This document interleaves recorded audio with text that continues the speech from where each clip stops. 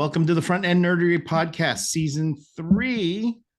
And I'm your host, Todd Libby. And my co-host is none other than the one and only, the incomparable Mr. Homer Gaines. Okay, I'm just going to go ahead and leave right now. Thanks for having me. All right. And we have with us author, speaker, open source maintainer on projects in the TypeScript ecosystem. And from what it says here on the fun fact, a espresso machine connoisseur of sorts.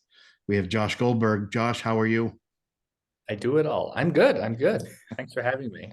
I feel like I've had a few too many espressos right now because I am currently in high excitement mode. So it's good to be here.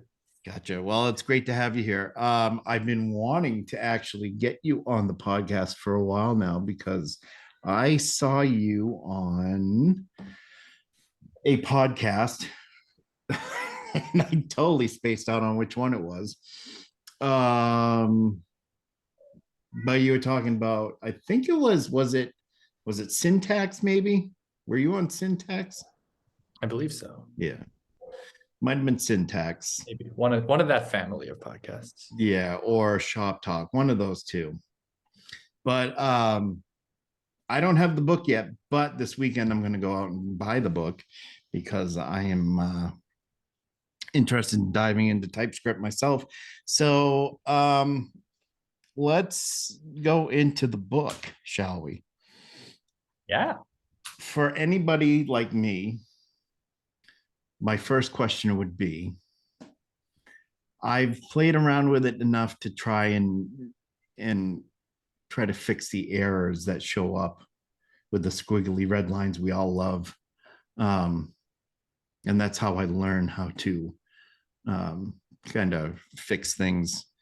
But with someone like me who is not even dangerous enough to know a little bit about TypeScript, is the book an introduction to those people like me that are going in kind of like feeling it out and ready to dive in?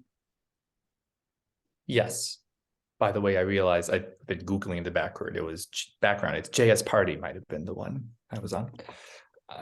But yes, the book is geared towards people who have JavaScript fundamentals down mostly, maybe not expert level, maybe not, understanding symbols and big ints and all this, but you understand maybe closures, scoping, variables, and that's it.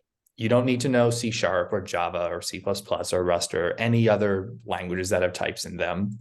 You just need to have an enthusiasm for writing JavaScript that gives you better dev time tooling, better documentation, and bug catching before you run it. I assume you have enthusiasm for all those things I've described. I do have enthusiasm because I'm getting back into coding once again after a couple of years of. Speaking of Rust. Yes, very rusty here. Okay. Very, very rusty.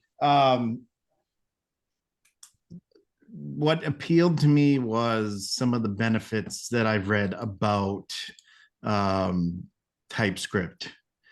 One being less syntactical clutter. Can you go into, so my question is it easier? Because if I'm looking at something and there's just a lot of what my brain perceives as gibberish, is there a lot less of that with TypeScript?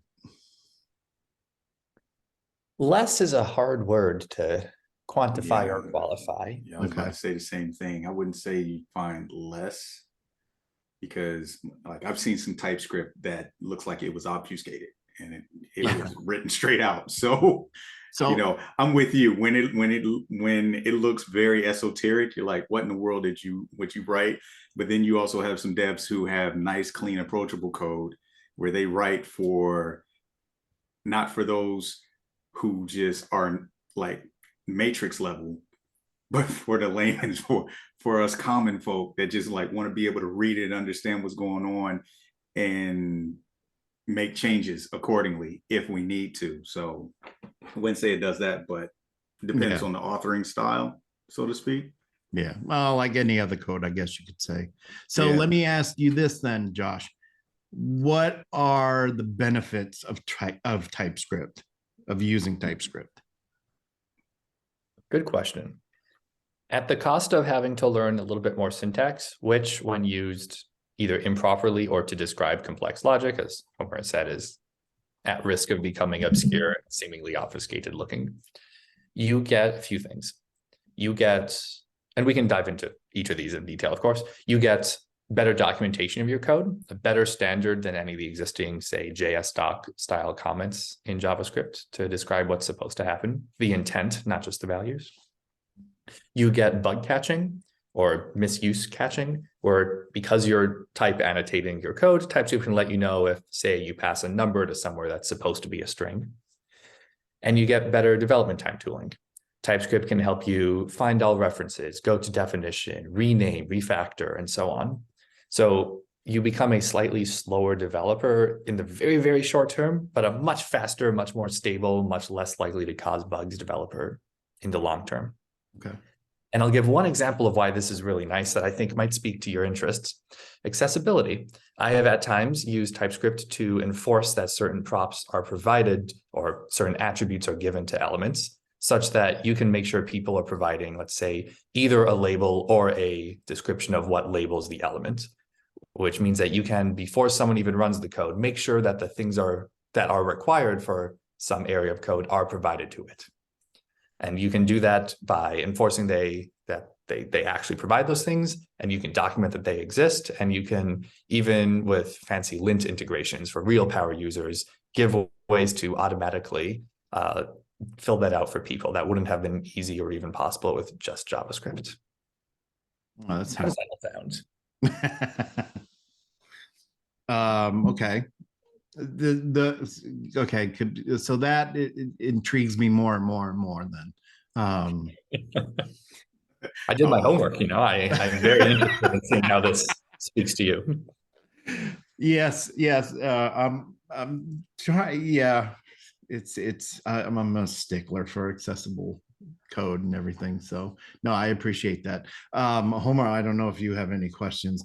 I don't have the book right now, so I'm kind of going into this, and I'm freely admitting that I'm winging it right now in this episode, because I did my a little bit of my homework, and I was looking at your website, Josh, earlier yesterday, and the book, I just got caught on the book. But Homer, I don't know if you have any questions about the book. I know Honestly, I started digging into it last night, but as Josh know, we're all coming down off of the high of being at that conference from earlier this week, which was just wild. And we were traveling all day yesterday, just trying to get home, flights being delayed and things. So I started looking at it last night and trying not to crash, because you know how when you get off the plane, you're wired for sound, but at the same time you're just exhausted. That's about how I was. Yeah. Oh yeah. So I started digging through it, and one thing that really caught my attention, because I want you to explain this, talk about how you went into this, but Mario Bros. Really? I'm reading through and I saw that. I was like, yo, I need to see this. And then you said that it was less than stellar, or basically not your best work. So when are you doing the rewrite so that we get some more of this better work of yours then? Feel like I should explain myself here. What's happening with Mario related to TypeScript? So I go into this a little bit more in the preface / first chapter, but the first large project I worked on, I was learning in college. The curriculum was C++, and thank you. I appreciate it. I really enjoyed how C++ gives you really granular control. It's so satisfying massaging the bits, but I would never want to do anything productive with it. It's just so slow. But I wanted to learn JavaScript because I really like the web. I like the immediacy of it. I'd already made kind of a toy HTML website to show my terrible Photoshop creations. And I also am a very nostalgic person, and I thought it would be cool. It would be fun, nice, quick project to just remake the original Super Mario Brothers in JavaScript. 1 year later, it goes viral because 1 year later, I've somewhat completed it. It is garbage code, just a real trash fire, hundreds of global variables, no coherent organization. If only I had written with TypeScript, haha. So I have since converted that project to TypeScript. Unfortunately, Nintendo DMCA took down, so like legally took down both the hosting website and the repository. But I did extract out the core of the project into a game engine that ostensibly is for any 8-bit retro game, but really is just for ripping off old Nintendo games. So I'm saying this in part because I kind of want Nintendo to DMCA my full screen Pokemon project to get me to stop working on it, because it's kind of like a back of the mind thing I want to work on. It's what it sounds like, but I know I should spend time. The fact that you just mentioned it in a podcast means that at some point in time, they may even catch wind of it and then come knocking on the door and be like, hey, y'all, can you pull that down for us, please? Yeah. But I mean, I think it's a great example of how you can write things in JavaScript without TypeScript, but it is worse. It is basically always worse to write it without the guardrails of type safety. Yeah, I'm looking at the DMCA right now. Yeah, I wish I could see that. So one thing that I learned, especially when I started learning TypeScript, because I didn't get introduced to TypeScript until about, I want to say 4 years ago. We were in the process, it was one of the companies I was working with, we were in the process of rewriting all of our JSX and converting it over to TypeScript. And having those guardrails up, like you mentioned, for some reason I caught on better with. When I'm setting up my vars, when I'm setting up my props that are going into whatever component that I'm building, and knowing what the type was supposed to be, because we also set up the rule that we couldn't use any. So everything had to be strongly typed. We were doing strict typing. So knowing that going into what I was writing helped me author the code better, because I knew what to expect. It also cut down all the clever hacks that you could think about doing that may actually inadvertently switch, the variable that you're working with and introduce a bug somewhere down the line. But yeah, for me, it was,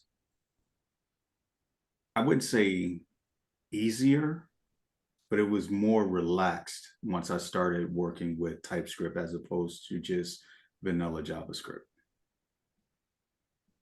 That makes a ton of sense. I hear that a lot. Yeah, that you can't do the hacks as much anymore, but that's probably for the best. Yeah, just in front end in general, like I am a rivet and weld type of person. I don't like bubble gum and duct tape holding code together. That's a pain in the butt to even have to deal with, even down the line if there is a bug or something goes awry. How you have to come back in and make those changes. And I feel like with TypeScript, it's more of a weld. Yeah, dealing with it. So what I see in a lot of projects too is that because you have the sort of reinforcements of TypeScript, the ability to let you know when you do something wrong, you're actually more empowered to make the big refactors and changes when you do want to change things up. In the book, I think I refer to it as freedom through restriction. Yeah, I saw that. I saw that. I think it's really nice. It's a little counterintuitive, but I refactored a game engine from like one paradigm to another, and I can't imagine having done that without TypeScript. When I was reading that, right? When I was reading that, I applied it to working with design systems, because when you introduce a design system, sometimes creative, they get upset because now they feel constricted because they have to work inside the bounds of the design system itself. But that freedom through restriction that you have is the exact same thing that I like to convey. I have never said it in the term or in that phrase.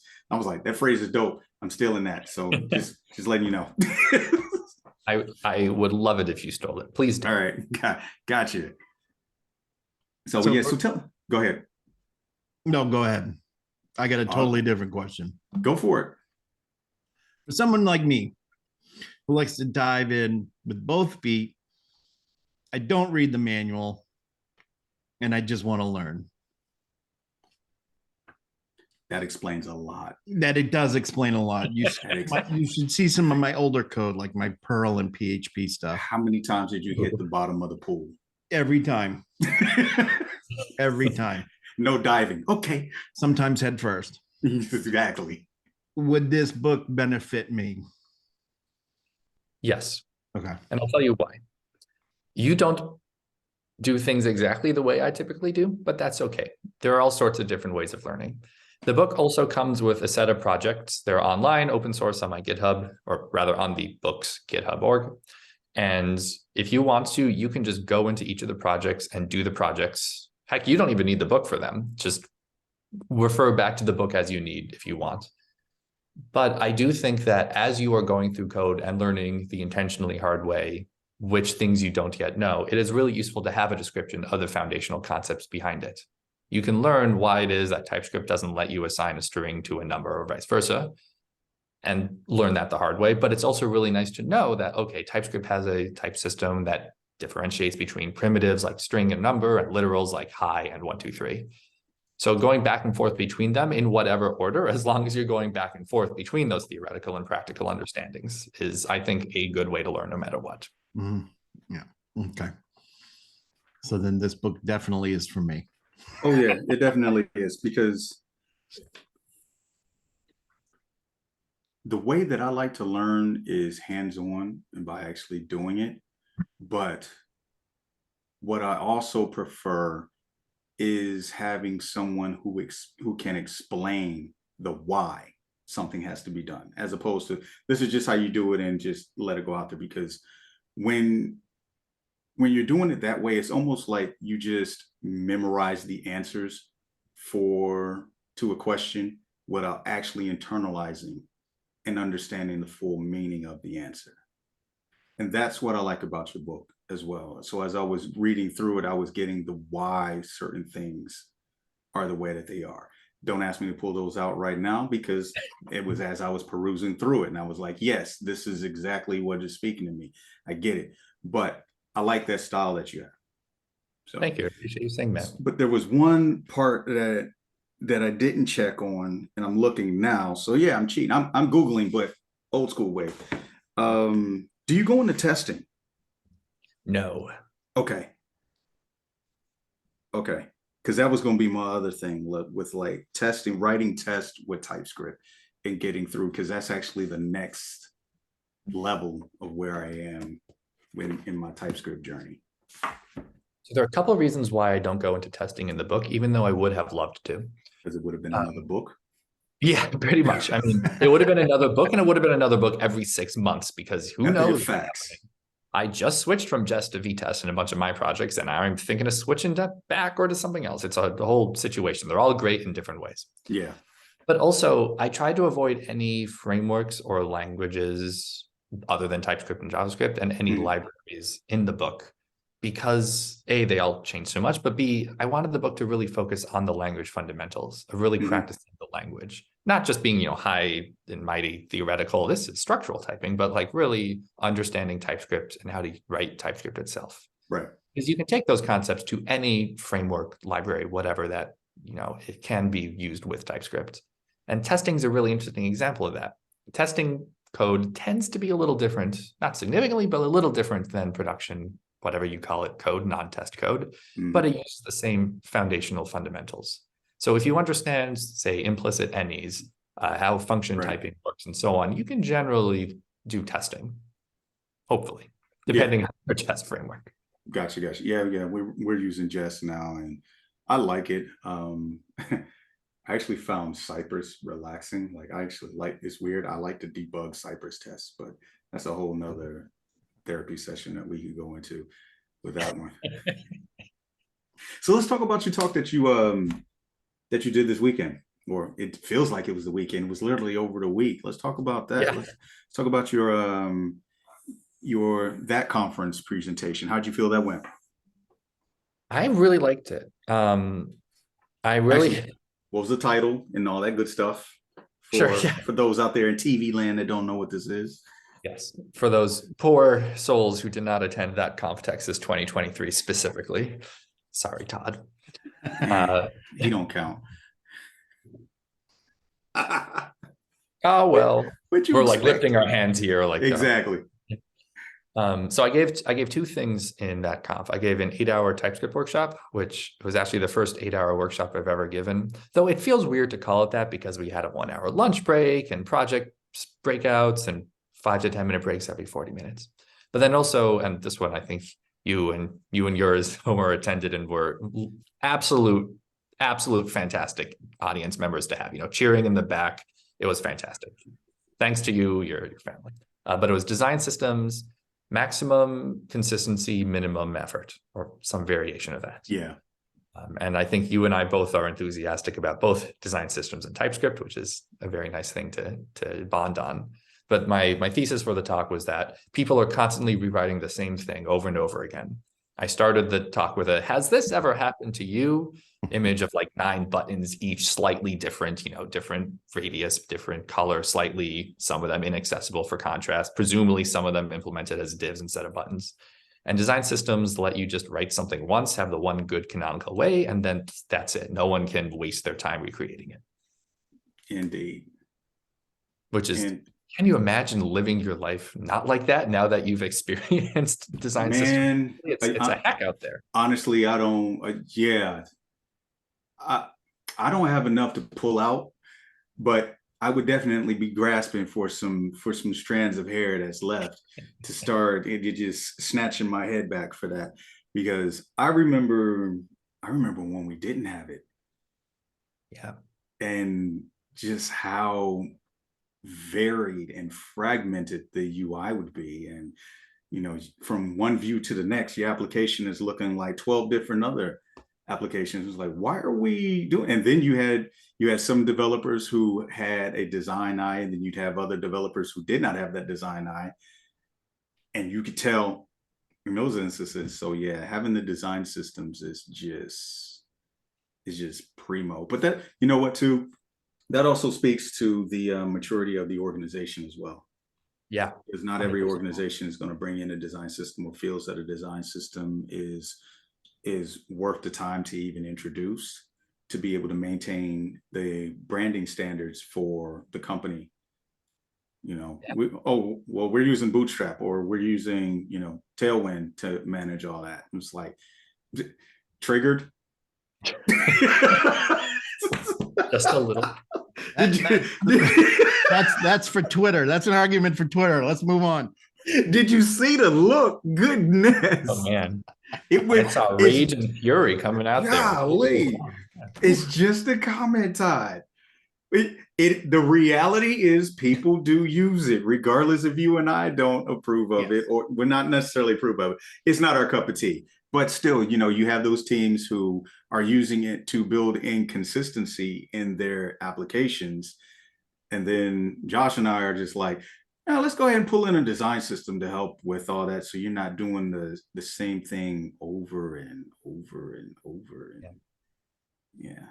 The funny thing is, the argument of whether to use Tailwind is not the same at all. It does not need to impact whether you're using a design system. I mean, you can use it to build your design system. You can.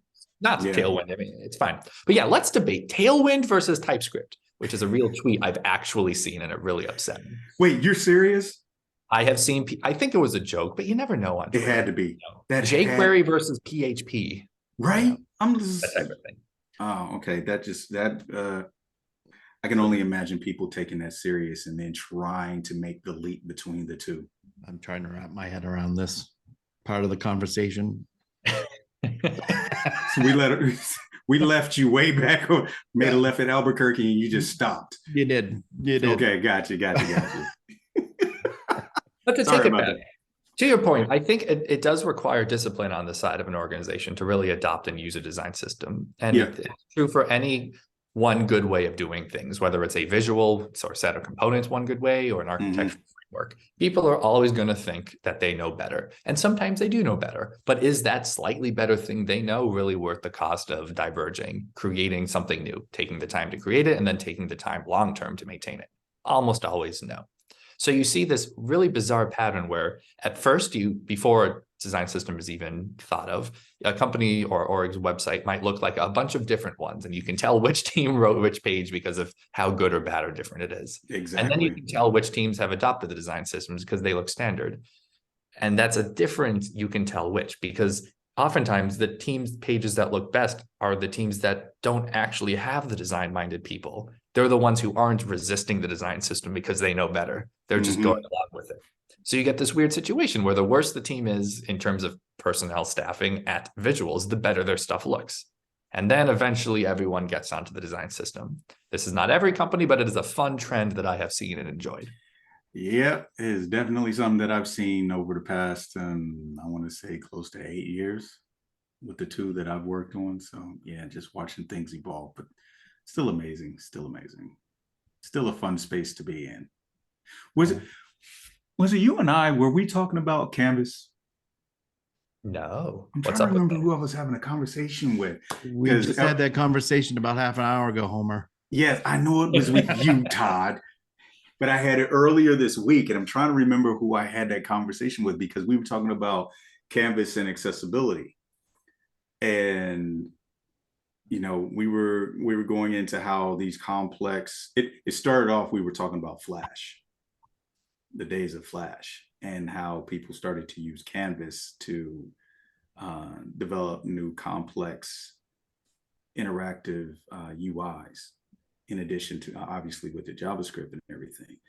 And we were talking about how accessibility seems really limited, if at all, inside of these Canvas elements. And then I started digging into it a couple of days ago, and I started uncovering all this accessibility information around the Canvas tag itself, and how it actually is more accessible than what I thought. Really? Yeah, like for instance, say for instance, you have a chart, just a graph.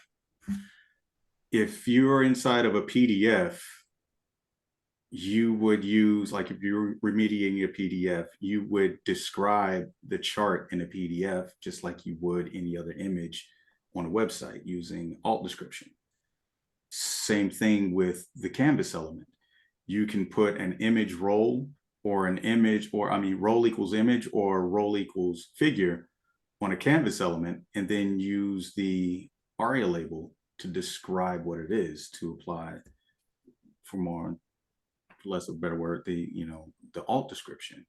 And I was like, wait, what? That actually works? And then I did some digging and found out that there was actually a DOM that is exposed within inside.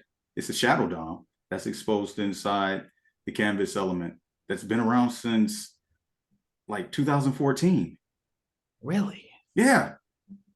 So now I'm in that rabbit hole mode. Now I actually, stop today to come to the podcast. But yeah, I was reading those articles because I'm going to put together just some quick blog posts about it. But today I learned that, yeah, the Canvas element is way more accessible than what I originally assumed. But I don't think a lot of people knew that, except for the hardcore geeks that are using it. I did not know. I've always wondered what it would be like to make a game that's built on Canvas accessible, because none of the Mario Bros.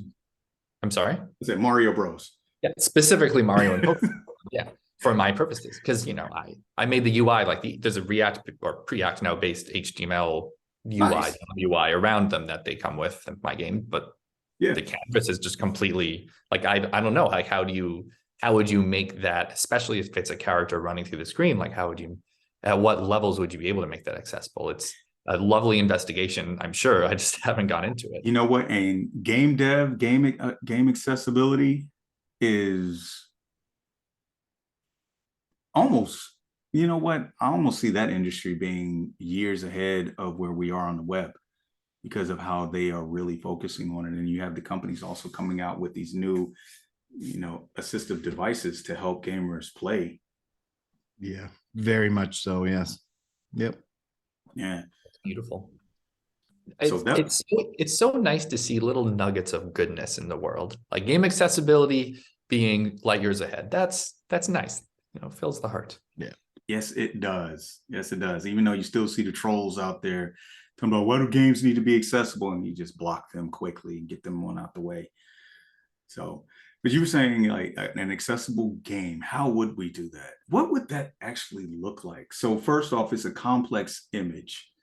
So we're describing the complex image, but at the same time, we're also so there are ways to make focusable elements inside of a canvas element visible. Like it would actually show a focus ring and things like that. I got to go back to the article, but there's two commands two functions that you have to call. One sets the focus on the focusable element. The other moves the focusable element into view on the canvas. So there's that part for interaction. That's so interesting. Yeah. You're not just like making a div or whatever, applying a whole bunch of aria, and no, it's like a real API for this. Yeah. Huh. Yeah. So, but like I said, I it was something that I was just in earlier today, and I'm at the high level of digging into it. So I'll share more of it once I start to uncover a little bit more. The accessible gaming community on Twitter is so big right now and has been for quite a while. So I would probably even suggest following some of the people there too and asking questions. I just might, because I've seen a lot of good stuff from that space. So I wanted to talk about your developer evangelism with TypeScript ESLint and tell us a little bit about that. Did we lose him? He has frozen. Let's see what happens. I'm sure he'll come around. We should take this still shot and turn it into a meme. Oh, sorry. It'll be a TypeScript meme by the end of the show. It'll be a TypeScript meme. Yes. We making TypeScript memes? Yeah. Hey, he's back. There he is. Sorry. The story is my hotspot on my phone. I lost my phone charger, so now I'm trying to get to the corner of this apartment that's near the one that actually has the working Wi-Fi. It's a whole thing, but I think this is going to be good and stable for a long time. But let me know if not. Groovy. You want to ask your question again? Yeah. So I wanted to get into the developer evangelism you've been doing around TypeScript ESLint and explain that to some of the people that might not know about that, like me. I know about it, but I don't know enough, again, to be dangerous with any hard-hitting questions today. So what is the elevator pitch behind TypeScript ESLint?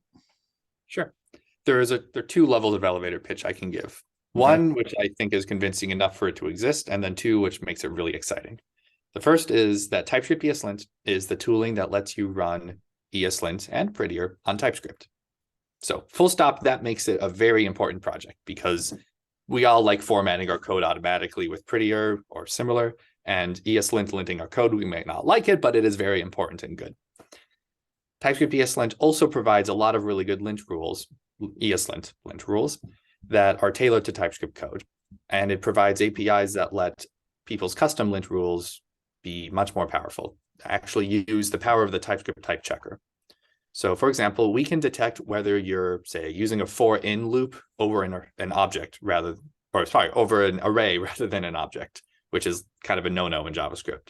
And we can create a rule that determines whether you are, let's say, creating a promise and then not handling it, like if you forget to await something, in ways that the TypeScript type checker, like the TypeScript compiler's way of running it, can detect, but then maybe not complain about because it's still technically valid code. So this is really great because we see a lot of people writing custom lint rules using our tooling specific to their team, organization, company, etc. And then also great because we provide a lot of really powerful lint rules out of the box that help people write better code. So with that said, am I able to go download an extension anywhere, VS Code, for instance, which is my main code editor, and use that when I'm coding with TypeScript. Absolutely. And there used to be a separate linter in the ecosystem called TSLint that was kind of a competitor or equivalent to ESLint, which was, it had the advantage of being its own thing native to TypeScript, which made it a little simpler, but it recreated all sorts of work from ESLint, and community plugins for ESLint didn't work in TSLint and vice versa. So TSLint is dead. If you're still using it, kill it. Gone. I was a maintainer on it, and like almost all I did was kill it. It was great. I joined it again.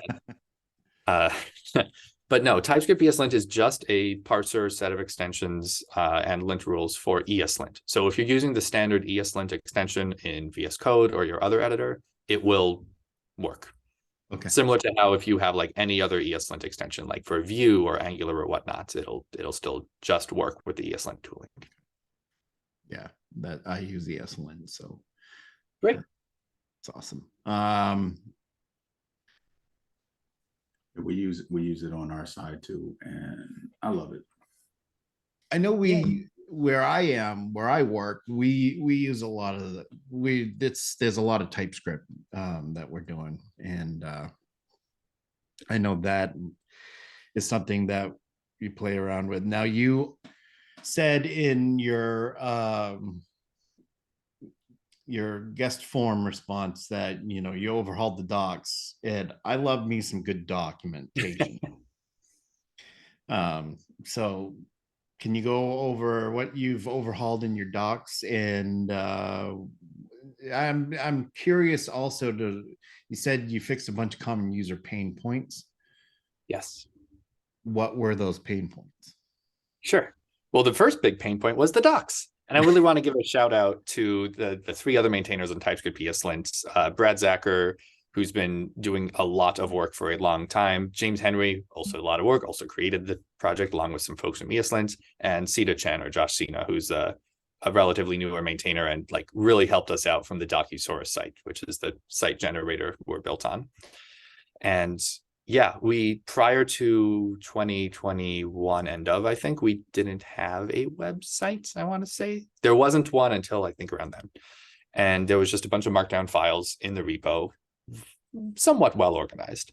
But now we have a real doc site, which I think the fact that it is a real website is already much more encouraging to a lot of users. There's kind of, I think, a user hesitation around reading raw markdown on GitHub. It feels more hackery, less novice friendly. That's just anecdotal. I don't know if there's studies supporting this. But we also filled out the website with getting started guides, which we then iterated on, because you can't just write a good guide in documentation. You have to create the starting version and then get user feedback, keep iterating, trimming it down, adding important information. We added a bunch of information to each rules page. The way linters such as ESLint work is you have a bunch of different rules, each checks for one specific code smell or similar. And all those rule pages now are partially auto-generated with a description of the rule options and code samples of what to do and what not to do according to the rule. So really what we tried to do is understand the two main user stories. The first user story is, I don't know jack squat about linting or TypeScript or whatever, just get it to work. Tell me what I should be doing on my project so I can just copy and paste and get it to work, where we can try to teach them as much as possible despite that urge. And then the other user story is, I have a red or yellow squiggly in my editor. Tell me what I'm doing wrong to fix it. And if you don't, I'm just going to uninstall ESLint or disable it in the file. Which I've done that. Oh, yeah. Which is not always the wrong solution. Oftentimes the linter is, wrong or misconfigured, and it's yelling at you about something it shouldn't. But unfortunately, if the linter does that too much, people are trained to disable the linter. And for a while in the JavaScript community... And what's the point of having it then at that point, if all you're going to do is keep... Yeah, exactly. Yeah. So people would, what's the point? And the JavaScript community for a while was using these like preset configurations, like the old versions of the Airbnb ESLint config, which is just this giant list of rules, a third of which were not applicable to every project. And then that trained people to get rid of it. So now we're seeing a new age, a renaissance of ESLint, where the recommended rules are actually good, and we're trying not to train people to hate it. Yeah. So I'm looking at the site right now. Go ahead. I'm looking at the site right now. TypeScript -eslint.io. That's the correct website. Okay. With the bluish purple. Yes. definitely going to bookmark that one. Go ahead, Yay. Homer. Yeah, you were when you gave your talk and you were talking about the squigglies appearing because I remember you asking the question of who writes documentation. I think I was the only one that raised my hand. Yeah. You were so proud of it too, in a very good way. You were like, yeah, nailing it. That's that developer experience side of me, man. Because it's like I can't stand working with something that's not documented correctly. Because it's like if I'm supposed to be learning, you're the one that built this tool for us to use, and if you didn't explain well how to use it, why should I use it? Yeah. I remember running into that. Remember Dojo JS? Oh yeah. Yeah, I ran into that with Dojo. And I remember reaching out to the guys who created Dojo because I was like, look, I'm having a hard time getting started with this. Can you help me? And they were like, if you haven't figured it out by now, something along those lines, if you haven't figured it out by now, you probably never will. Oof. It was it was one of those things where ask the community, don't ask us.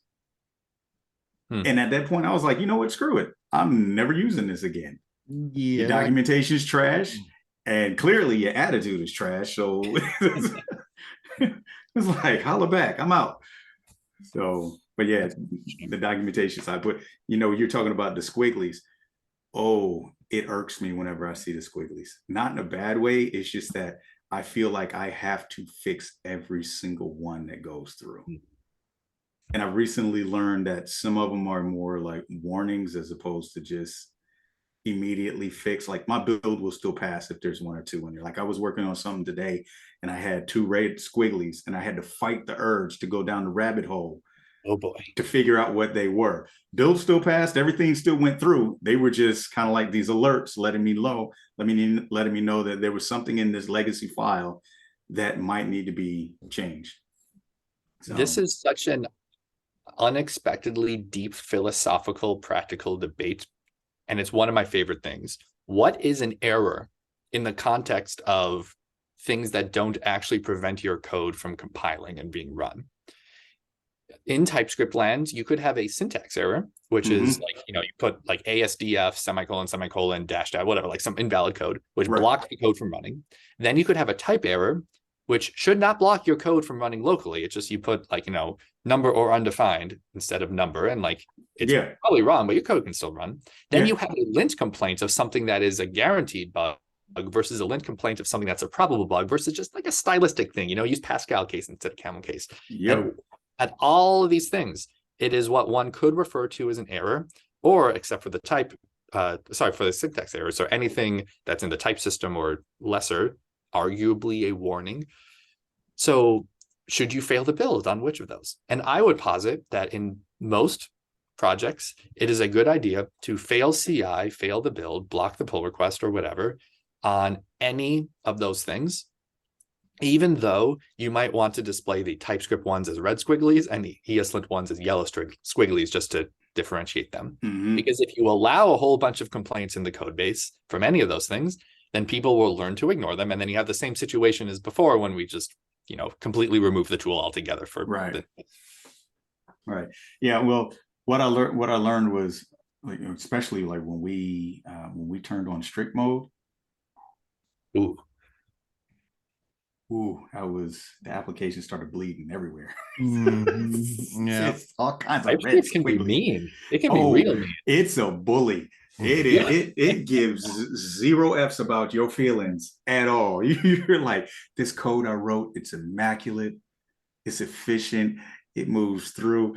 Yeah, no, your types are all wrong. It has an implicit any on everything. And then if you have the rule, no any's, you're getting smacked all upside the head while you're working on it. So yeah. We even have a set of rules in TypeScript ESLints. And just to be clear for any listeners who are now scared, this is all optional. Yes, it is. Yes, it's optional. These rules are optional. You don't have to do this. But we have a set of rules that block you from accidentally using any's or creating any's. No unsafe argument, return, and so on. Call. And this is because it's actually possible to have no explicit any keywords. So that's the keyword saying, shut up, TypeScript. I know what I'm doing. Let me do whatever I want with this. And you never using any, never having any implicit any's, like never having a function parameter that doesn't have a type annotation or inferable type, but still have any's creep in. For example, JSON.parse returns type any because you can't enforce what JSON parses return is going to be in the type system. It's just, you can pass whatever string you want in there. It's too wacky. So it's hard to find code bases more than 100 files that have all the really strict lint rules on, but when you do see them, it is quite impressive. Real good typing. That stuff, oh godly, you just sit there and fight it. I've opened up some files where I'm like, how in the world? This is supposed to be a simple change. All I had to do was go in and fix this one bug, and now I got to go in and redo all of these. In fact, I had a couple of those that were like that last week that I had to get through before I could actually leave for the conference.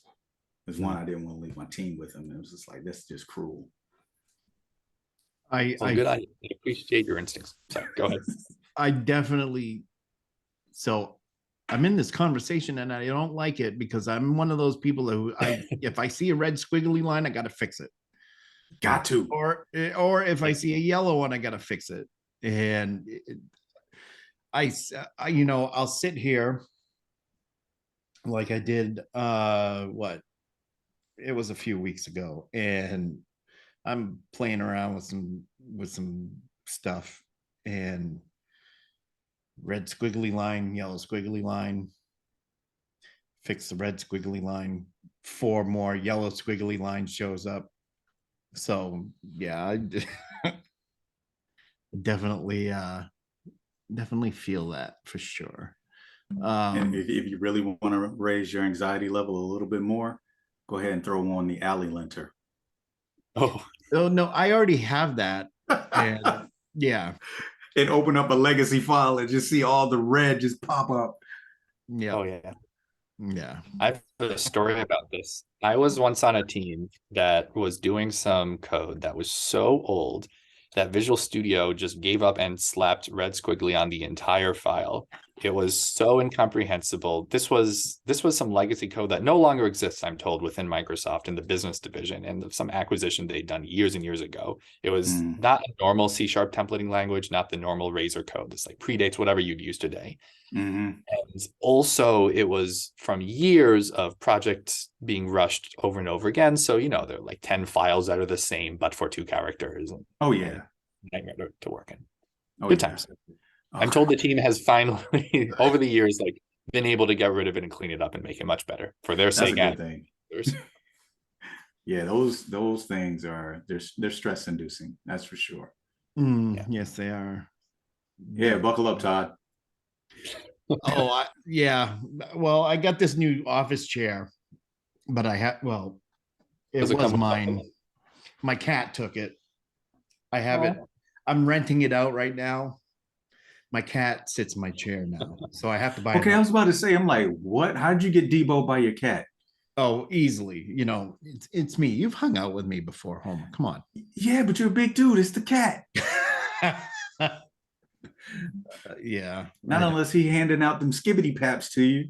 She doesn't like lobster, so we're gonna have to send her back. Oof. Wait, how is the cat even in the house and doesn't like lobster? Well, there's 3 other people that live with me, so majority rule. I Okay. abide by it. Okay, all right, you're outnumbered. All right, I get it. Sorry to hear that.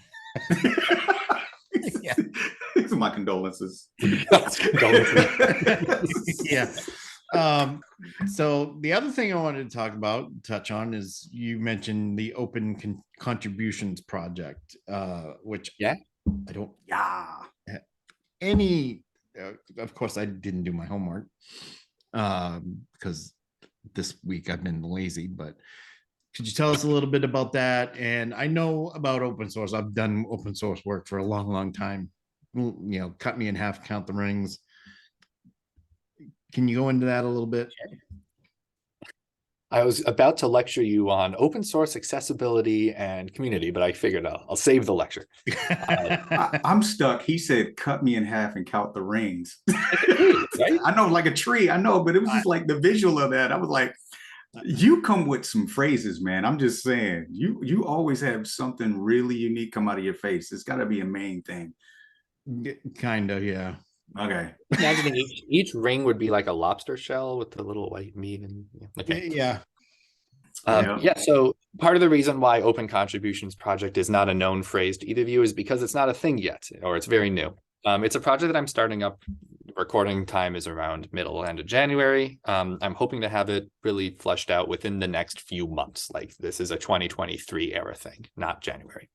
But I have seen time and time again and been in myself situations where someone who works at a company is trying to convince the company or some part of the company to contribute to open source. That could be, I want to contribute time as part of my day. I want to contribute money because we depend on these projects. It's the right thing to do, etc. Or I want to use open source as a user. And that last one is normally pretty fine. Like we don't see a lot of companies just saying no to open source the way you did in like 2000 or so. But the other two things, contributing time and money, are hard to advocate for.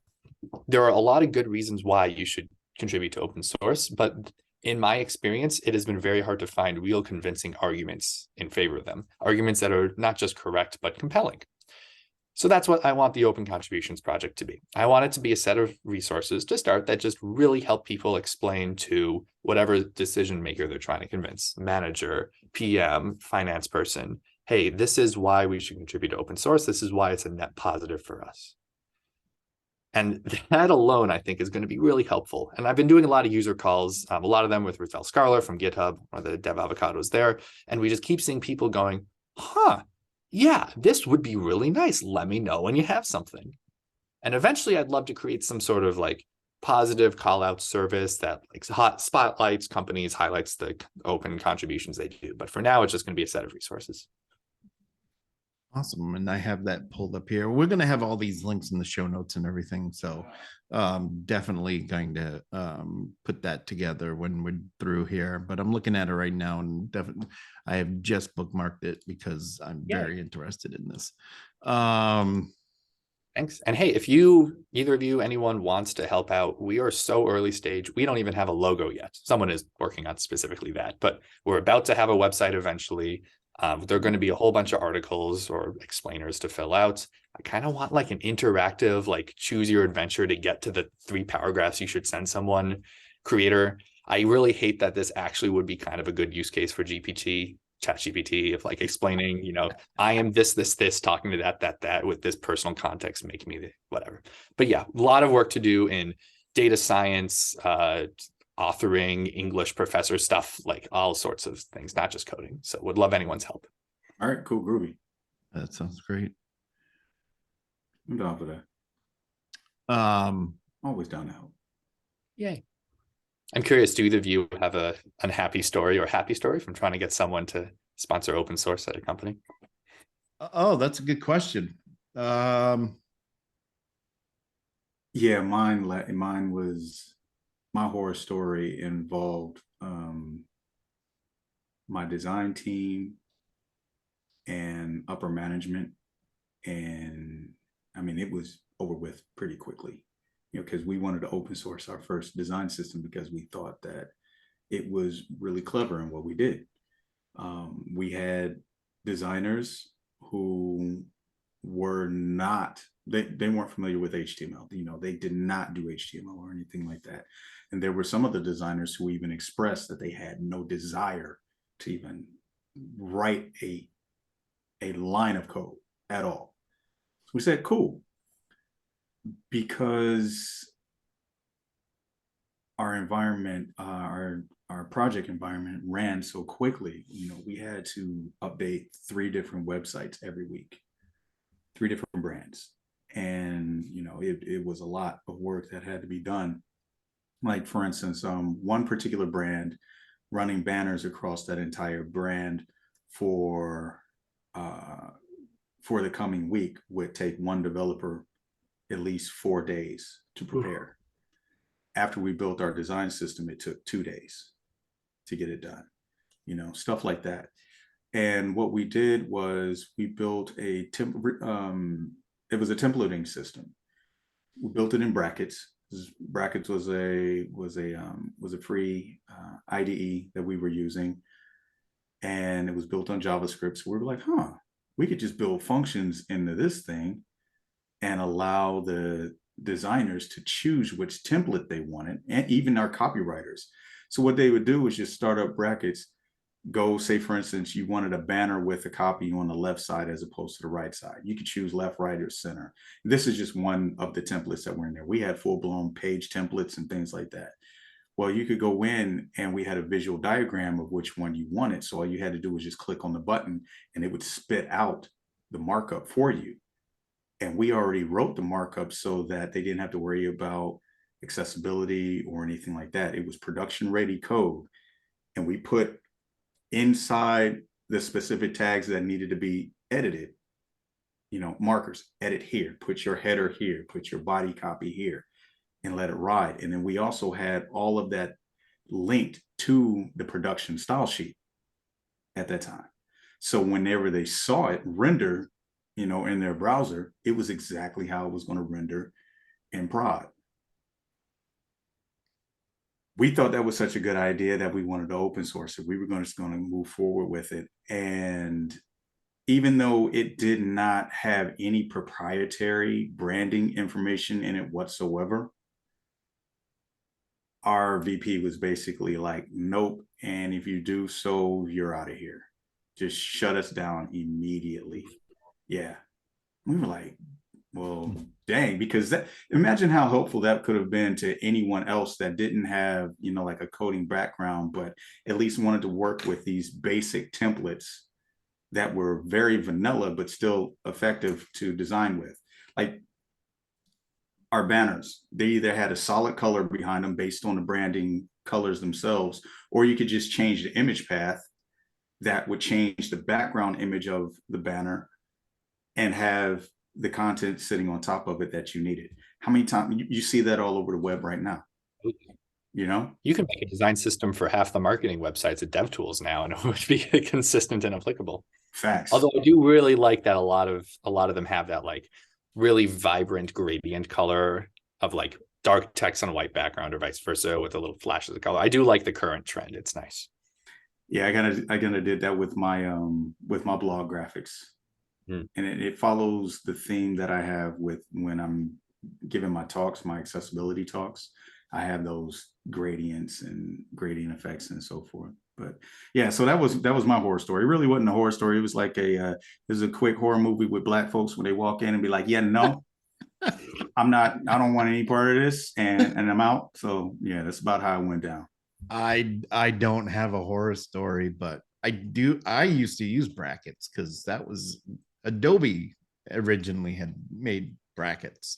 I think they ended up picking it up after it got popular, because I went from using like Notepad++ to Brackets and then jumped over to VS Code when it dropped. Maintained by the Brackets community. It was founded by Adobe as a community-guided open source project to push web development editors to the next level. They are now, it's coming back to me now. Adobe abandoned it. These open source maintainers picked it up, and now they direct you to a browser, or no, sorry, not a browser, an IDE called Phoenix, which is, I'm making some guesses in my name of where, or in my mind of where the name Phoenix comes from. Is it what it sounds like, rising from the ashes of Brackets? That's exactly where I was. Like Brackets is rising back up. I put the link in the chat. Oh, that's not spelled any way that I thought it would be. No. PH code. I was thinking like acidity. Yeah. Right? What's the pH balance of your code base? Well, I am a 10x developer. So. I was gonna ask. Very acidic. I was gonna ask if I read your TypeScript book, will I become a 10x developer? Yes, if you read the TypeScript book, you will become a 10x developer. Okay. He says, motivated to promote. There you go. There. You're learning how this industry really works.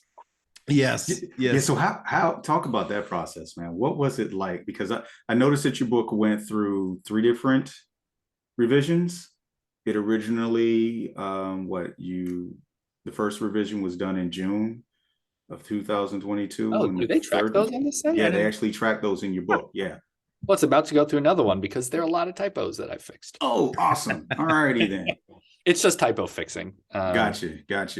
So what was it like actually? What was that process like of actually publishing your own book? I mean, it's really well done and everything. So mad props to you. But again, I'm a rat you still developer. have hair.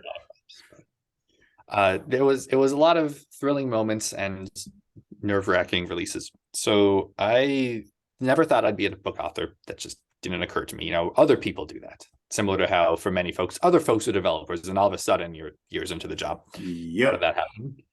I was doing what I guess could be called content creation in TypeScript in area folks. Really, I was starting to do conference talks and had my blog and occasionally contributing to TypeScript itself, which is a lot of fun. Would recommend. Not enough people are doing that. And O'Reilly reached out to me. They had a need for a TypeScript book that was geared towards introductory folks. They already had a really, really good, which I do recommend this book a lot. Even in my book, I recommend Effective TypeScript by Dan Vanderkam. Wonderful read. But for someone who just knows JavaScript, they didn't have one for them. And at the time I was working at Codecademy, where I kind of learned a lot about pedagogy and teaching things in tech in general, and specifically had helped them kind of with the initial starting structure of their TypeScript courses. And we actually released the start of their intermediate TypeScript course, which I was very excited to help with. So the book proposal was actually fairly close to what ended up being released. It was TypeScript for JavaScripties, which is now the name I give many of my TypeScript workshops. It walks you through the foundations of the book. We made through the foundations of the language, and then going through some of the more complex stuff as you get more advanced. We made a kind of, I think, like 10-page proposal, 7-page, some page proposal of explaining what the book would be, why it's relevant to the market, and some of the, so to speak, competitors, like other TypeScript books that had come out recently through other publishers a while ago. Really, just this is a standard thing I'm told for all O'Reilly authors and for many publishers, just to figure out where is the book getting positioned in the market to really flesh out why you want to do it. And after that, it was a year of writing. 2/3 of that year was me employed at Codecademy, so it was in my spare time, weekends, nights. And then 1/3 of that after I was no longer at Codecademy, after I quit to go open source full time. It was just one of my things that I did during the day. And I had a schedule of every couple of months, I'd deliver 1 or 2 chapters. Once in a while, through those months, we would have an editor go through and review the last few chapters. I also had some industry peers, as is the norm for them, go and review it. So that's how I sneakily got a lot of like praise quotes, they're called, in the beginning of the book, just from people who I knew or had worked with, or just generally wanted an excuse to talk to. I'd say the one mistake I made during the book was delaying a lot of the flavor text till the end. I had the idea, and I'm very proud of this, that I wanted the book to not just have a bunch of unique to me or specific to my interests examples, because, you know, everyone puts in like Star Wars and video games and things that are fun and cool, but unfortunately oftentimes end up being like American white male centric. So I wanted each chapter to have a different theme of things like authors, warriors, poets, etc., and the vast majority of code samples to be not dudes. So mostly women, some non-binary.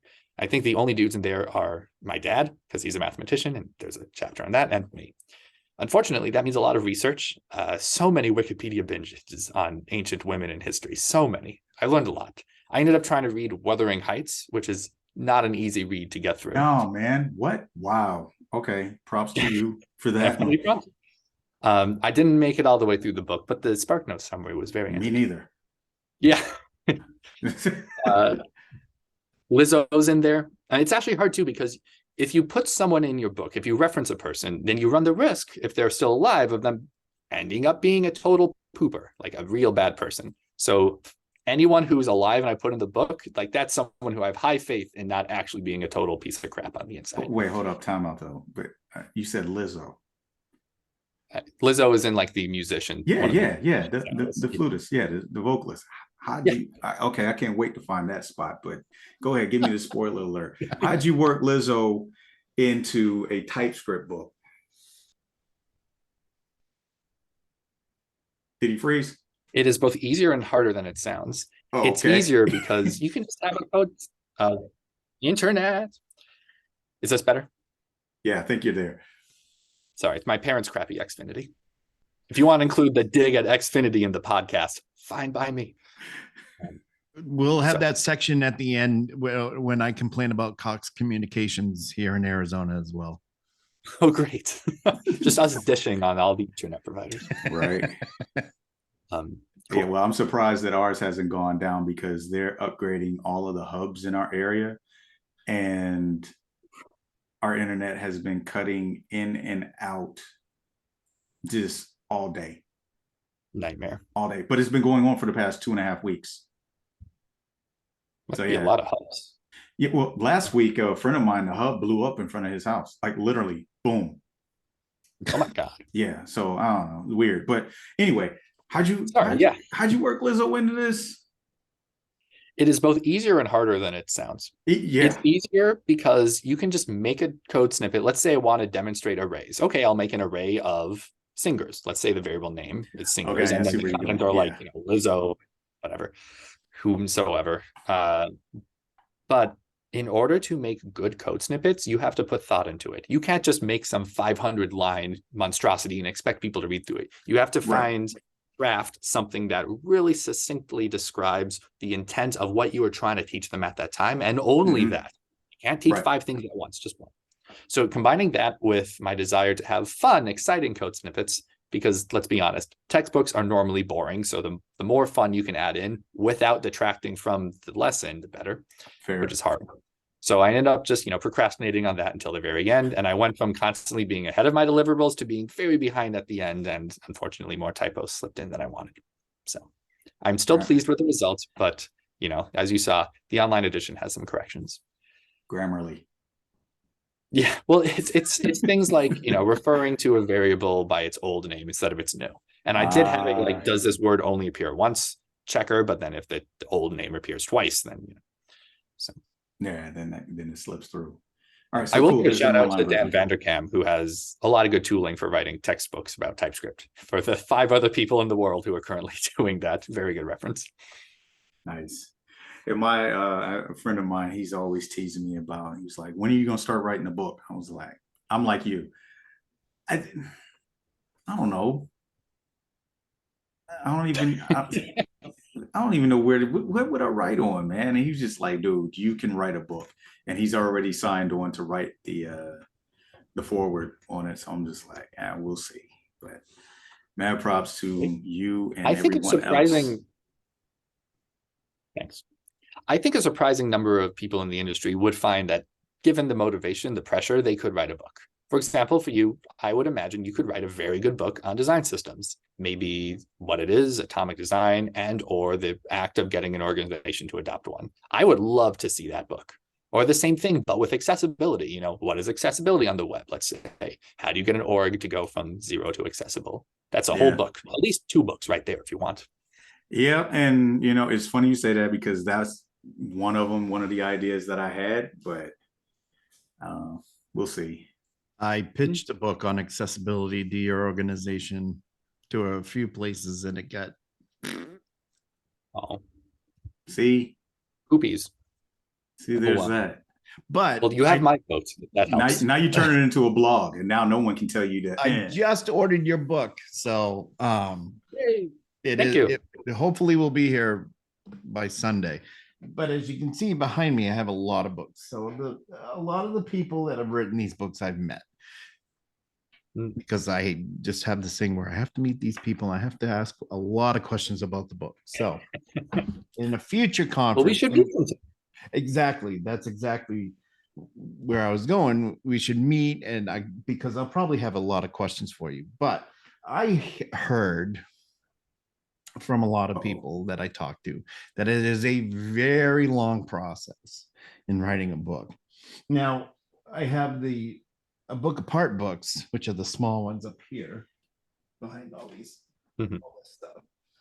So it's that is still a process, but some of these other books that I have, I mean, you're talking in your book, the O'Reilly books, and um, I mean, that must have been a process to write a book like that.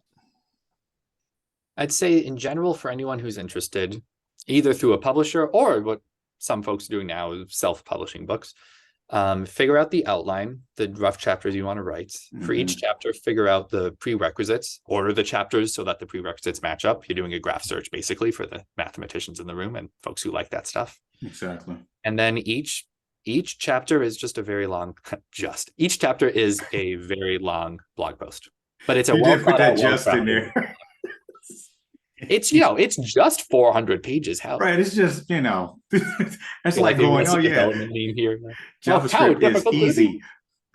I mean, we have these giant bookshelves. Like I have a bookshelf in my office now, a little fancy glass one, because I don't have enough books to fill a real one. And you know, if all those people can do it, if I can do it, the buffoon who got taken down by Nintendo, if I can do it, y'all can do it. It just, you know, You can't it see just it over takes a lot there. of time and effort. Our bookshelf over there is loaded too. I built the shelves that are over there, and it's you know, deep. And then wifey went through and actually color coordinated all the books. So Ooh. yeah. I'm always torn on that. I personally organize first. I have sections of genre, like my like Halo books versus like programming books, and then within that, I do like alphabetical by author, last name. Word? Oh, I love a color coordinated bookshelf. It is so visually appealing. Oh my. Yeah, it is. I had one friend, hers was so tight Mm. that the books formed a gradient. Oh, I was like, how in the world? First off, like you need another hobby because you spent way too much time getting all of those just perfect. And I was just standing there just looking at it, I was like, this is not a bookshelf. This is a work of art. Is this an installation? Are these books real or did you actually just paint this like this? I believe Dan Mall used to have his bookshelf, and I'm trying to find a picture of it. Is that the one that he had in his podcast? I don't know, but his was a gradient, and he's Yeah. a lot of books on Dan's shelf. Yeah. And I mean it's, as you can tell by mine's in you know, my bookshelf is like my brain, very out of order. Everything's all over the place. I have my cooking books there with web books, with old web books like DOM scripting from ooh. Jeremy Keith. So Wow. not that I've opened it in like 10 or 15 years or so. You But know, I can't front. I actually, it was a couple of years when we moved up here, when we moved from Florida, that was 6 years ago. That's when I got rid of my last TypeScript book. I mean, not TypeScript, but ActionScript book. TypeScript. You almost got my heart going there. I know, right? No, it's my old ActionScript book. I don't know why I still had them jokers, but yep, still did. AS3. I had the Macromedia ones. Remember the Macromedia ones? Those big manuals. I still have those things. somewhere. Yeah. Remember when software moved so slow that you could write a giant manual and have it be financially sustainable like that? Amazing. Mm-hmm. Yep. That's one of the, I think, the downsides of books these days is that we're doing such a good job of iterating so quickly on things like TypeScript that you can't really write a huge composium on state of the arts for some areas. For some you can, of course, right. But like for TypeScript, a month after release, they announced that the next version of TypeScript had this great new feature, the satisfies operator, and now the book is out of date. I mean, I have a blog post explaining it, and they have good release notes, so it's not like you would be missing out, but it's just annoying. Yeah, and I like buying books, but I also because of that, I track a lot of things online, because books go out of date so fast. But like I was saying earlier, like the way that I learned, when I first learned how to build a website, it was because I had an HTML1 book and I was sitting in the computer lab. 8 hours later, I was done with my first website. So, and I just went from, the front of the cover to the back of the cover and did it. And it was just a lot of rinse and repeat. So being able to actually have the book there, the tactile sense of having it there and being able to follow through and just go, not being, it's less noise when you have whatever you're working on up on the screen and then the book here. It's not the same, it's not the same visual noise and distractions that you have to deal with. Like you're going from this side of the screen to that side of the screen, or constant reminders and stuff like that popping up. So yeah, Agreed. I love having the books around. Yeah. Now, I that brings me to a question. Josh, have you thought about, because I see it a lot lately with developers, Wes Boss, Scott Tolinsky, they have their own courses online. Mhm. Have you ever thought about doing a TypeScript course like that on your own platform? Yeah, I put a lot of thought into it. I would have loved to do that at some point in time, but I just don't have the time. Right. For anyone looking for a good interactive TypeScript course and or series of videos, I really recommend Matt Pocock, totaltypescript.com. Fantastic. Matt is just a guru, both with TypeScript and explaining TypeScript, two distinct, very interconnected skills. Hmm. I would have loved to do what a lot of people recommended, which is a series of videos going through, say, each of the chapters of learning TypeScript with an associated walkthrough in some text form. And I would have loved to do like videos on random syntax features or cool things you can do or new releases of TypeScript. But I also want to be a full-time open source maintainer. I'm putting a lot of time and effort into TypeScript ESLint, and I have this template TypeScript node package where I'm learning how to do all the best ways to make a node package and all these other open source projects. And then I also have the open contributions project, which I think is going to be a really good impact if we can get it right, if we can really help people advocate for contributing to open source. So given those, 3 or 4 things and the one thing's worth of time that I have, there is already a good solution in the market for learning TypeScript in video content form. I just won't compete. Such is life. Okay. Fair enough. Say la. Yeah. So we're getting on time here for me anyways. I don't And know it's if been that a was great my internet or your conversation. internet. Oh, is that Well, all? I just assumed it was me.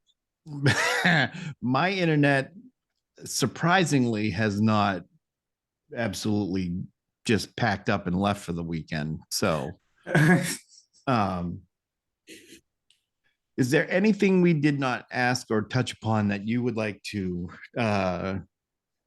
discuss for a little bit? We didn't go too deep on TypeScript ESLint or linter Okay. practices, but I think that's okay. The only plug I'd put in there is that in our getting started recommended guides, we suggest to people using the recommended configurations. So it's a set of rules that get enabled with some good defaults for you. And especially in our current version V5 and in our upcoming version V6, which is going to come out in 2023, hopefully the first half, we've really made sure that the recommended rules are those that are applicable to all projects or almost all projects and aren't like stylistic preferences. Okay. I'd also say, though, that because TypeScript ESLint lets rules opt in to reading from the TypeScript type checker, which is a little slower, but much more powerful, we also have a second recommended rule set. I don't like having 2 things, but it's more expensive. It makes things a little slower, so it's an opt-in thing. But recommended required type checking. And it'll be renamed in V6 maybe to recommended type checked or something like that. Mm-hmm. But I'd really encourage anyone who's linting their TypeScript code with ESLint to try out the TypeScript ESLint's recommended requiring type checking rule set.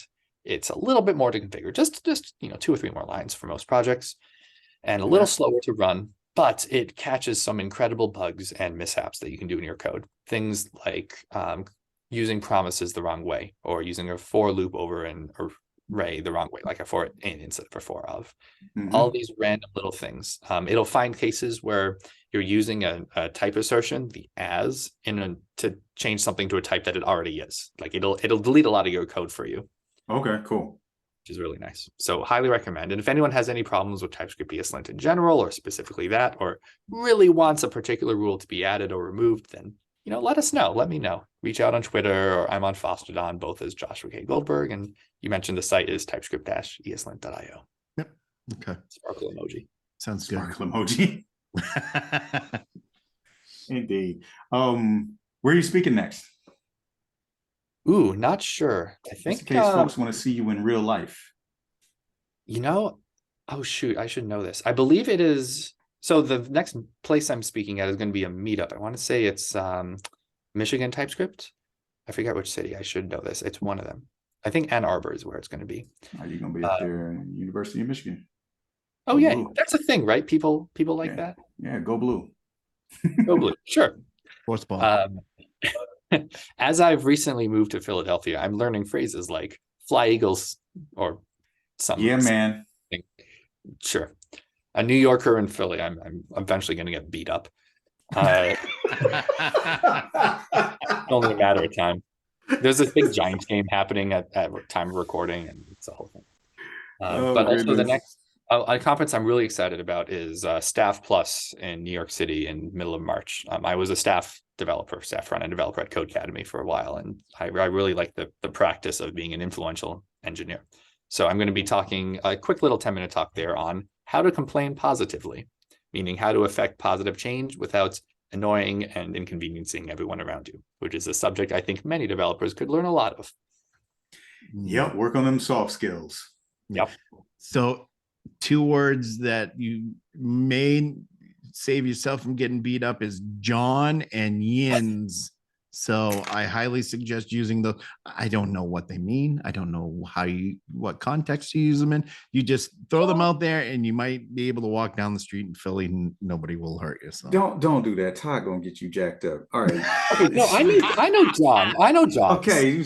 Anything's a John. All right. Yeah. He giving you the wrong John. Hey, listen. Learn the hard way. Maine. My man is from Maine. Hey, now he's in Arizona. Go figure. Right? Go figure. I think the average geographically is around Philadelphia now. Say that again. The midpoint between Maine and Arizona, where is that? Is that like Virginia? Ohio? Philadelphia? I would say Ohio. I would probably put it. Yeah. He's close. Right in that part of the country. So you in Philly. I'm gonna be in Philly. I'm looking at my calendar right now. I'll be in Philly next month. Oh. So I might have to hit you up when I get up there. I'll be up there for a week. I have an espresso machine. I can make lattes. Yeah. So you digging the espresso machine, man? Oh yeah, it's a Breville Dual Pro. I don't know these things, but it's real nice, and I've been learning how to make the latte. Actually, someone we met at that conf, a wonderful individual named Akira, told me how to like angle the cup and twirl it or spin it the right way. Akira is a security person, like really knows security, and also a former opera singer and barista. Very cool. Oh, that was homegirl with the locks. Yeah. Yes. Yeah. I didn't get a chance to talk to her, but I heard that somebody did an open spaces about opera music because I was out with the family at that time. So we actually completely missed that. But yeah, okay. All right, cool. It's actually a fascinating discussion. I think a really good podcast episode recommendation of how does music impact people when they say program, like the brain activity, the way different people. I listen to instrumental or synthwave or down tempo. Like it's a whole thing. Really cool. Yep. That is one of the things that I've noticed that like my streaming statistics for the albums that I've released, people are listening to my music while they're at work, while they're at school, or while they're driving. And with my background being in psychology, behavioral psychology, and neurology, the same deal. Which is why I also like to write instrumentals. It's for that reason, because I know that you just need something to disappear into the background to help you focus, so to speak. And the tempo dictates the pace at which you're moving throughout that day, the synchronicity of it all. I mean, you synchronize to the pace of the music, even to the point to where, your heartbeat slows down or speeds up according to the pace of the music that you're doing. Like often when I'm writing music at the pace that I walked that day. That's fascinating. That maintains or dictates my tempo. So yeah, that's an interesting topic too that we could go in. Maybe that could be a book idea. Yeah, I'm sure. Who knows? I can't afford to have my heart rate go down any further than it already is right now because I'll flatline. I'm gonna send you a slow jam. Well, hey, your music You're gets gonna kill played a him. lot in the kitchen, and I'm in the kitchen not just for cooking, but for eating. So Tell the family I said I appreciate that. you're on heavy rotation here. So Nice. yes. Nice. I didn't even have to pay y'all. No, you didn't, which is the best thing. Yeah, it is. That whole pay to play thing, I get it, but at the same time, it's like people like your music, they're just gonna play it.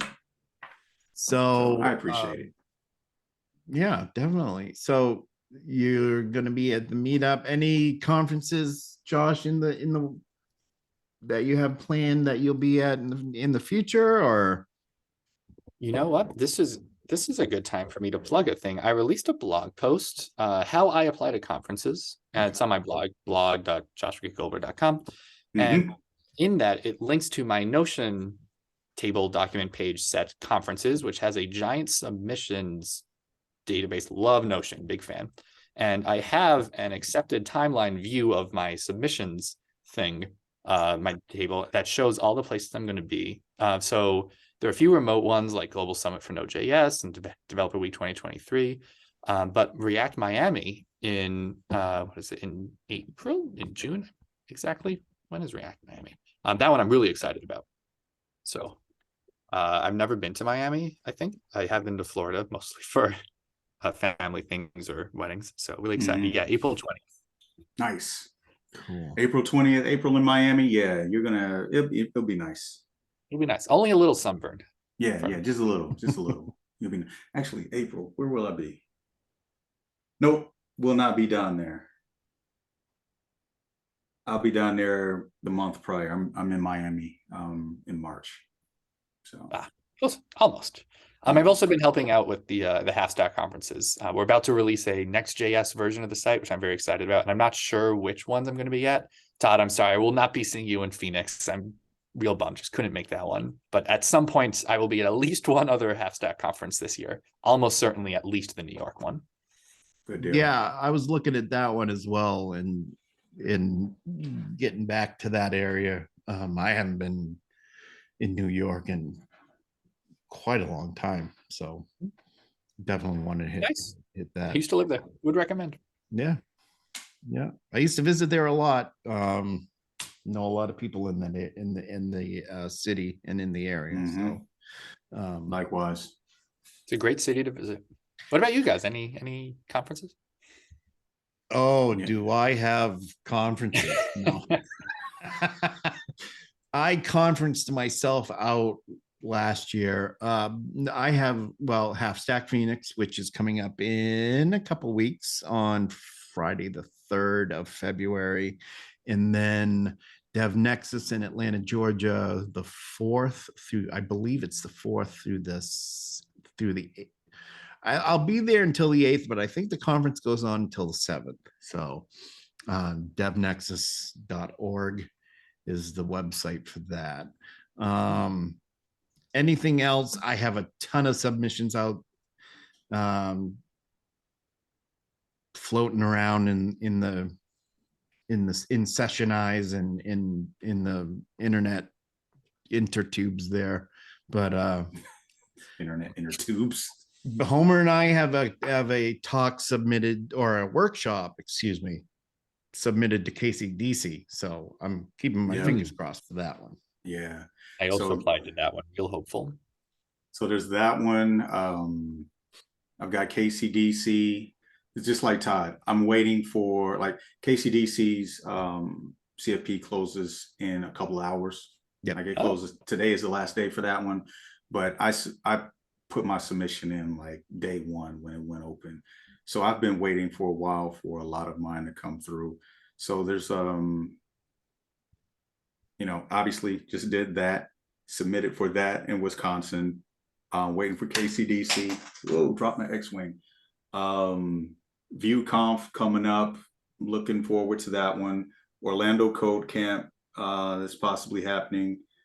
Yeah. Let's see, Render ATL, which is obviously going to be here in ATL. KCDC. Who else? And then the other one, I think so far it looks like the last one of the year is going to be Magnolia JS. So we'll see. Might be a couple more in between. Magnolia. I can't sing the praises of Magnolia JS enough. So if you can get a CFP in there, get one in there because Kayla Sween. Kayla and Richard put on a really fantastic conference last year. So that's so exciting. Really cool, folks. Yeah. Oh my God. And it's a Halloween themed. I'm looking at their sessionized page. I love Halloween so very much. I will be wearing a lobster costume during the talk. Oh gosh. Yes. I'm just gonna throw sticks of butter at you. What a vision. We're gonna have one of them inflatable pools and fill it with clarified butter. Ooh. It's gonna be great during the talk. It's gonna be gross. Homer. I was at Code Mash. I saw you rocking it. I actually was talking with our friend Chris DeMars, and I said, I'd probably want to wear my lobster costume in the hot tub that was in the water park, but I didn't have the lobster costume. But I thought that would have been great as just sitting there in a lobster costume in the hot tub. See you just sitting up there just like this, just chilling.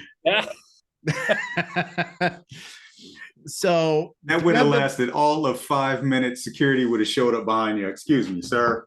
Most a little crab, right? Come up there behind you with some pliers. Exactly. Homer, do you have the book? You can hold up the book for a minute. Yes, so buy the book. Learning TypeScript. Josh Goldberg. I just bought it, so it's going to be here in a couple days. I'm looking forward to digging in. I'm gonna be in it tonight. Thanks, guys. Sure. I really appreciate you both getting the book and promoting it. That means a lot. Definitely. Oh yeah. Definitely. And when you write a book, I will return the favor. Absolutely. Both of you. The only book I'm writing is I'll let you know. The only book I'll end up writing is either a pop-up book or a coloring book. This brother said a pop-up book. But you know what though? The first thing that I ever did publish, like that physically published, and this was it was a design template book for iPhones. Ooh. So it literally, it was a graph pages and so forth, but it had the iPhone templates so that you could do storyboarding and quick wireframing using it. And it's actually still up on Amazon. I was cracking up. It's still there. That was the first time I ever published anything. I thought it was a fun process. It's still on Amazon? Mm-hmm. Still on Amazon. Just look up my name. I'm going to have to look for it then. Yeah. All right. Josh, thank you very much for coming on. It's been a pleasure on my end. I'm really looking forward to not only meeting up soon, hopefully at a conference sometime. Hopefully the three of us can meet up, but getting that book, diving in, and we're going to have all the links in the show notes, and hopefully we'll get this out this will probably be going out by the time people see and hear this. Probably, I'm hoping the end of this month, but we might be looking at early next month, getting that done. But again, I really appreciate your time. It's been a pleasure. And Homer, you got anything? No.